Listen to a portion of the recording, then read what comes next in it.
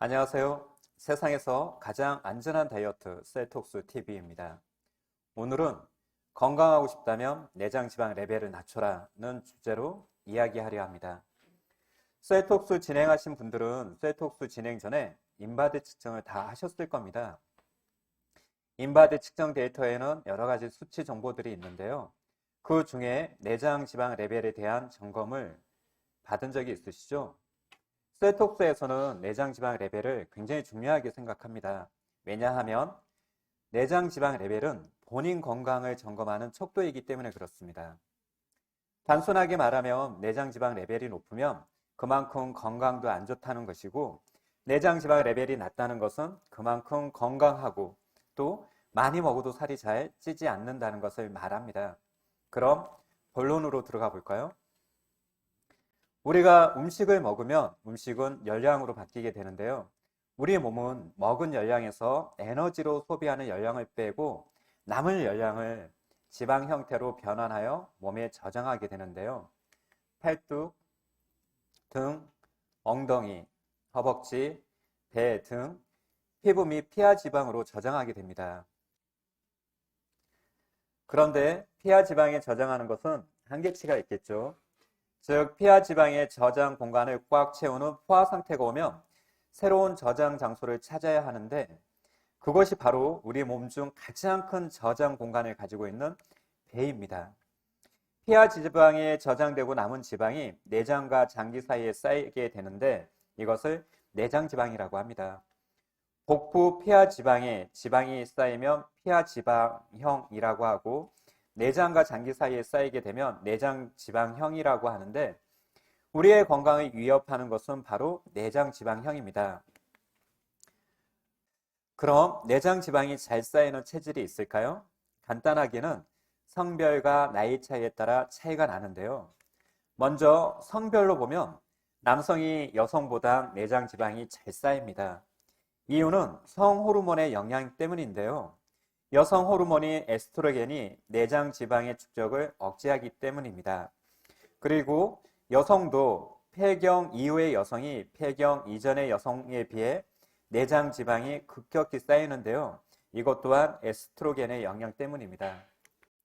나이로 구분하면 나이가 어렸을 때는 주로 피하 지방으로 축적되지만 나이가 많을수록 내장 지방이 잘 쌓입니다. 나이 먹는 것도 억울한데 나이가 많다는 이유만으로 내장 지방이 잘 쌓인다고 하니 속상하네요.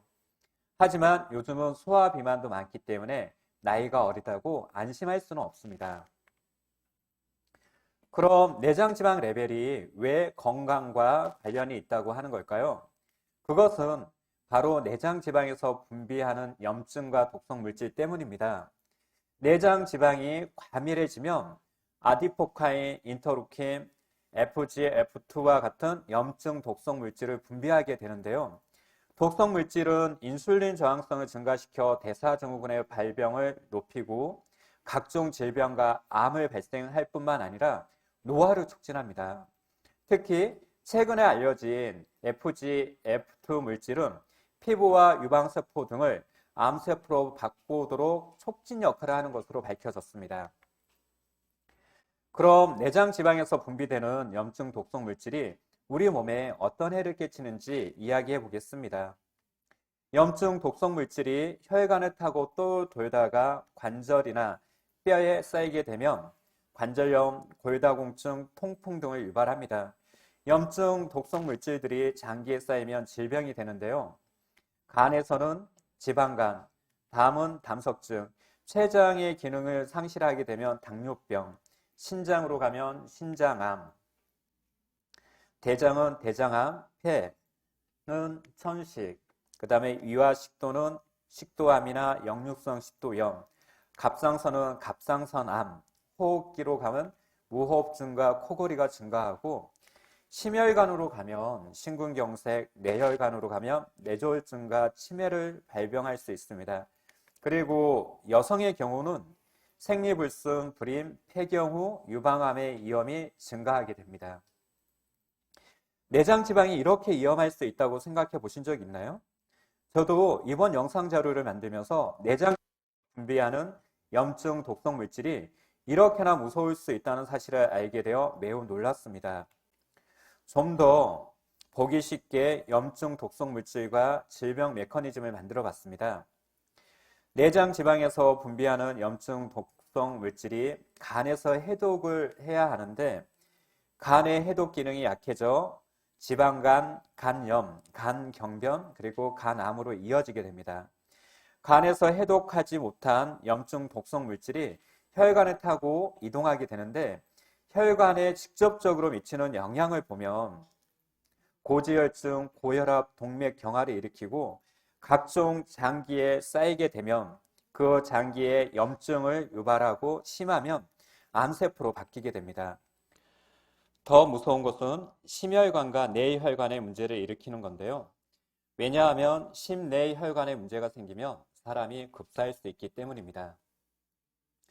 심혈관에 염증 독성 물질이 쌓이게 되면 협심증, 심근경색, 심장마비로 이어질 수 있고 뇌혈관에 독성 물질이 쌓이게 되면 뇌경색, 뇌졸중을 유발시킬 수도 있습니다.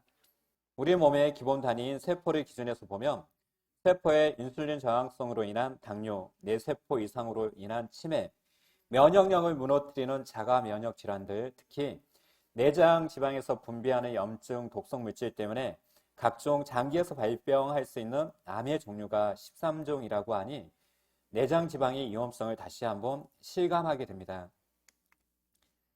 요즘 날씨가 더워지면서 맥주 찾으시는 분들 많죠.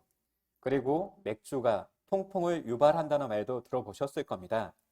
그런데 술을 한 잔도 마시지 않는데 지방간이나 통풍에 걸리는 분들도 있습니다. 이와 같은 경우를 비알코올 지방간, 비알코올 통풍이라고 하는데요. 이것 또한 내장 지방과 연관이 있습니다. 내장 지방이 높으면 지방간 위험률이 2배 높고 통풍 발병 위험률 또한 2배 이상 높다고 합니다.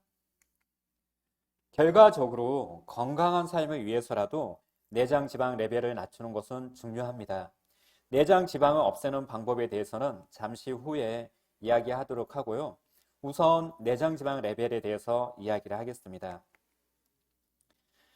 병원과 같은 전문 기관에서 가지고 있는 측정기에는 내장 지방 레벨이 1에서 30까지도 나옵니다. 하지만 우리가 측정하는 팔굽 인바디에는 내장 지방 레벨이 1에서 20까지 표현됩니다. 1에서 5 레벨은 피하형, 6에서 8까지는 균형형, 9에서 10까지는 경계형, 11에서 15는 내장 비만, 16에서 20은 고도 내장 비만이라고 합니다. 허리 둘레를 기준하면 여성은 86cm 34인치, 남성은 91cm 36인치가 넘으면 내장 비만이라고 합니다. 그리고 내장 비만 수치가 높을수록 체내의 염증과 독성 물질 또한 높다고 볼 수 있습니다. 그리고 건강도 그만큼 위험한 상태라고 봐야 되겠죠. 내장 지방 레벨이 20인 분들은 체지방률을 주의 깊게 봐야 되는데요. 내장 지방 레벨이 똑같이 20이라도 체지방률이 34%와 38%는 엄청난 차이가 있는 거죠. 체지방률이 높을수록 내장 지방이 과밀되어 있다고 보시면 되고요. 또한 염증과 독성 물질도 더 높습니다. 내장 지방이 과밀되어 있는 분들은 상대적으로 레벨을 낮추는데도 더 많은 노력이, 시간이 필요합니다. 그럼 내장 지방은 무엇 때문에 생기는 걸까요? 우리의 식습관과 생활습관이 문제인데요. 인스턴트 식품, 탄수화물 중독, 탄산음료나 당도 높은 음식과 같은 식습관의 문제, 그리고 스트레스에 노출된 환경, 폭식, 잦은 음주, 불면증과 같은 수면 부족, 운동 부족 등이 내장 지방이 잘 쌓일 수 있는 외부 요소입니다. 반대로 이러한 식습관과 생활습관을 바꿀 수만 있다면 내장 지방이 덜 쌓이게 되겠죠. 이러한 이유로 셀톡스의 궁극적인 목표는 결국 건강한 식습관과 생활습관을 갖는 것입니다. 체지방 1kg을 제거하기 위해서 우리는 어느 정도 운동을 해야 할까요? 우선 체지방 1kg의 부피는 1리터짜리 페트병만 합니다. 운동만으로 제거를 하려면 연구 기간마다 조금은 수치 차이가 나지만 자전거는 25시간, 조깅은 13시간을 쉬지 않고 운동을 했을 때 체지방 1kg을 제거할 수 있다고 하니 결코 쉬운 일은 아니죠. 그래도 위안인 것은 내장 지방은 피하 지방보다 세포의 크기가 크고 지방 분해 능력도 높습니다. 또한 지방 분해 호르몬인 카테코라민에도 4배 이상 민감하게 반응하여 피하 지방보다 빨리 분해된다는 것입니다. 그럼에도 불구하고 내장 지방 레벨을 낮추는 것은 쉽지 않습니다. 특히 시중에 출시되어 있는 다이어트 제품 중 내장 지방 케어에 특화되어 있는 제품은 거의 없습니다. 다르게 보면 내장 지방 케어가 그만큼 쉽지 않다는 반증이기도 합니다. 체중이 감량되고 체지방이 줄어도 내장 지방 레벨이 낮아지지 않았다면 결국 건강의 위험은 사라지지 않습니다. 몸속에 염증과 독성 물질을 배출하고 있는 근원을 없애지 않는 이상 시한폭탄을 몸속에 놓고 사는 것과 마찬가지입니다. 그리고 내장 지방 레벨이 감소했다는 것은 몸의 건강 상태도 그만큼 호전되었다는 것입니다. 내장 지방 레벨을 5단계까지 낮췄다면 몸속의 염증과 독성 물질의 근원을 없애는 것과 같은 효과를 가집니다. 일단 내장 지방 레벨 5가 되면 호르몬의 균형이 깨지거나 생활의 균형이 깨지지 않는 한 최적의 건강 상태를 유지하게 됩니다. 당연한 말이겠지만 셀톡스는 체지방과 내장 지방 케어에 특화되어 있습니다. 우리 몸에 쌓여 있는 지방은 염증과 독성 물질을 제거하면 자동으로 분해됩니다. 또한 염증과 독성 물질은 영양의 균형을 맞추는 것만으로도 제거할 수 있습니다. 셀톡스는 영양의 균형을 맞추고 미토콘드리아를 활성화시키고 세포 속 염증과 독성 물질을 제거하여 내장 지방의 분해를 더욱 과속화시킵니다. 셀톡스를 드시는 것만으로도 운동이나 타 다이어트 제품으로 케어하는 것보다 월등히 빠른 내장 지방 레벨의 감량을 가져옵니다. 위에서 한번 언급했듯이 셀톡스의 완성은 건강한 생활습관과 식습관을 갖도록 하는 것입니다. 섬유소가 풍부한 탄수화물을 드시고 질 좋은 단백질 또 식이섬유가 풍부한 채소를 드시는 것이 좋습니다. 또한 규칙적인 생활과 운동 습관을 갖는 것도 중요합니다. 셀톡스는 운동하지 않아도 체지방 분해가 활발히 진행되고 근육량도 올라갑니다. 그래도 셀톡스를 마치고 나서 건강한 몸 상태를 유지하고 싶다면 규칙적인 운동은 필수입니다.